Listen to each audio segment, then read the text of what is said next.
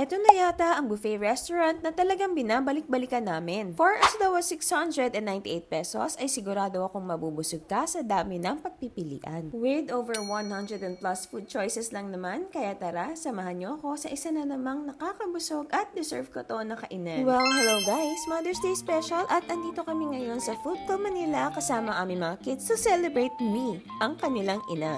At dito ko talaga pinili because here you'll get to enjoy different kinds of international cuisine. Umpisahan natin sa Filipino dishes, kinumpleto naman talaga from the tuyo, ensalada, balot, kaldereta, pakbet, and so much more. Shabu-shabu station rin para sa mga hot pot lovers, pipili ka na lang sa mga yan at sila na ang bahala mag-prepare. Chinese foods are also available just beside the shabu-shabu station. Fully loaded din ang Japanese section. Here, there are a lot of different kinds of sushi, as in madami. Makikita mo rin kung paano nila ginagawa. Then, there's gyoza, chicken karaage, tonkatsu, then my husband's favorite.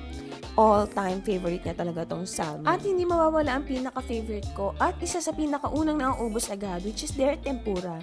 Yes, iba-box out ko talaga itong mga mare. Sorry na lang talaga dahil ito yung pinaka-dinadamihan kong kunin kasi lagi ako nakukulela. Moving on, there's also the Western Cuisine Station.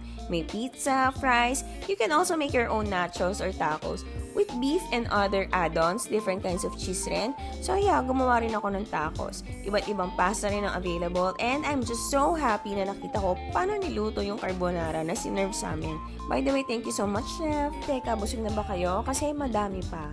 This is the all-time favorite, the lechon, belly, and roast beef na talagang pinipilahan rin at mortal na kalaban ng Luzertan at Colchicine. Kaya hinay-hinay lang mga parikoy ha. Aside from that, may fruit station rin, Filipino merienda, breads and pastries, at iba't ibang cakes pa nga. Of course, may unlimited drinks din. Iba't ibang klase ng juice, soft drinks, coffee, tea, at beer, at meron ding ice cream. But wait, last na, kudos sa chef na nagluto ng isa sa pinaka-paborito naming mag-asawa.